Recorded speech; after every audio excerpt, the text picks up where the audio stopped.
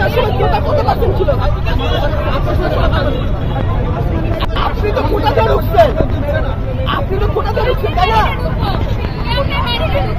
আমরা কেন ঢুকবো?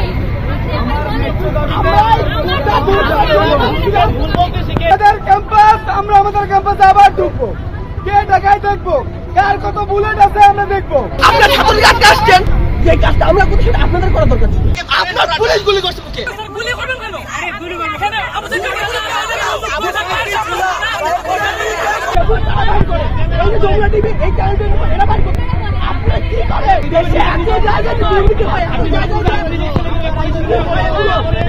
হাজারে করে বাইরে চলে যেতেছে, হাজারে করে জায়গায় ঘুষ নিতেছে মানুষজন। দেশে কি আমরা করতেছি, দুর্নীতি আমরা করতেছি, দুর্নীতি কারা করতেছে?